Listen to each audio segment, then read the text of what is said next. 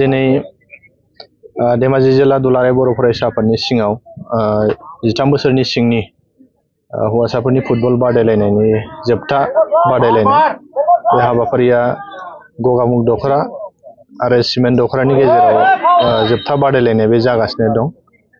दा दुलाराय बर' फरायसा आफादनि बिथोन बायदियै बड'फा गोजोरथियारि सोलायनायनि मावथांखिखौ बिथा खालामनानै धेमाजि जिल्ला दुलाराय बर' फरायसा आफादा मोनद' दख'राखौ लानानै जि गेलेनाय हाबाफारि बे हाबाफारिखौ लानाय जाबाय आरो बेखौ गेलेहोखांनायनि उनाव दिनै जोबथा बादायनाय एबा फाइनाल गेलेनाय जागासिनो गगामुग आरो सिमेन्ट दख'रानि गेजेराव। दा बेवहाय बेखौनो जोङो नोजोर बोदों जे जोंनि धेमाजि जिल्लानि सिङाव थानाय बा जोंनि आसामाव थानाय जोंनि बर' गथ'फोर बा जोंनि गेलेगिरि उन्दै उन्दै फंबाय बिनानावमोनहा जिहेतु गेलेनायनि गेजेरजों गावनि जिउखौ दानो हायो, बेखौ जों दुलाराय बर' फरायसा आफादा नोजोर बोदों जे बबे गामिनिफ्राय बा बबे जिल्लानिफ्राय जोङो टेलेन्ट गथ' गेलेगिरि बिथांमोनखौ जोङो बुथुमनानै जे जों बोरै गोजौ लेभेलसिम लांनो हायो बेखौ नोजोर बोनानै जों दिनै दुलाराय बर' फरायसा आफादा 13 बोसोरनि सिंनि जि फुटबल बादायलायनाय बे बादायलायनाय हाबाफारिखौ जोङो बोसोरफ्रामबो लाबोबाय थादों।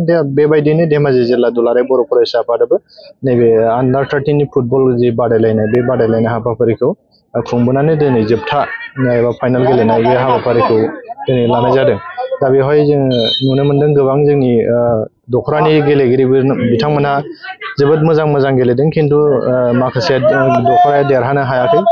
जाय एसे मोजांसिन गेलेदों बिथांमोनहा देरहानो हादों। दा बेनि गेजेरावबो जाय बिथांमोनहा मोजां गेलेदों, जेननायनि जे टीमनिफ्रायबो जों सिलेक्सन खालामनानै जों मिरु लेभेलसिम लांगोन आरो मिरु लेभेलाव जाय मोजां पारफरमेन्स खालामगोन, जाय मोजां गेलेनो हागोन, बे जेननाय देरहानाया गिदिर बाथ्रा नङा।